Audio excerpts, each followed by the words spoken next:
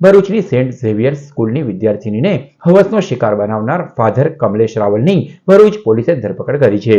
છેલ્લા 3 દિવસથી ફાધર નાસ્તા ફરતા હતા.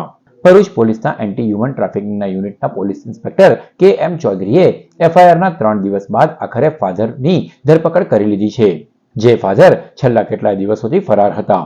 સેન્ટ ઝેવિયર સ્કૂલના ઇન્ચાર્જ પ્રિન્સિપલ કમલેશ રાવલ પર શાળાની એક વિદ્યાર્થીની સાથે અયોગ્ય વર્તન કરવાનો આરોપ મુકાયો છે.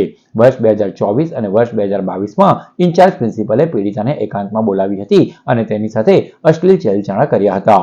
2 વાર શિકાર બન્યા બાદ કિશોરી પરિવારને જાણ કરતા મામલો ભરૂચ બી ડિવિઝન પોલીસ સ્ટેશનના ચોપડે ચડ્યો હતો. પોક્સો હેઠળ બાળકીનો પરિવાર ફરિયાદ નોંધાવતા AHT યુની ટીમે તપાસ શરૂ કરી હતી.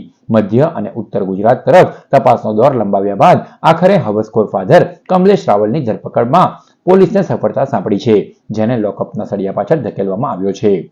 તપાસ દરમિયાન જણાઈ આવેલું કે આ છાત્રા જ્યારે એના ક્લાસરૂમમાં બેઠેલી હોય તે વખતે આ આરોપી કમલેશ રાવળ કે જે વાઇસ પ્રિન્સિપાલ છે સેન્ટ ઝેવિયર સ્કૂલમાં, એને અવારનવાર બોલાવતો અને એની ઓફિસમાં બોલાવીને એકાંતના લાભમાં એને બળજબરીપૂર્વક એને ધમકી આપીને કે જો તું કોઈને કહીશ તો તને સ્કૂલમાંથી નપાસ કરવામાં આવશે, તને બદનામ કરવામાં આવશે, એમ કહીને એની સાથે દુષ્કૃત્ય કરતો એ મતલબની ફરિયાદ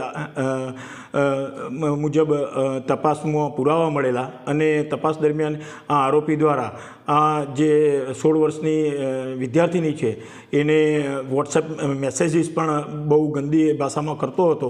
એવા પુરાવા મળતા આરોપીની શોધખોળ કરતા આરોપી ગઈકાલે મળી આવતા આરોપીની ગુનાના કામે ધરપકડ કરવામાં આવેલી છે.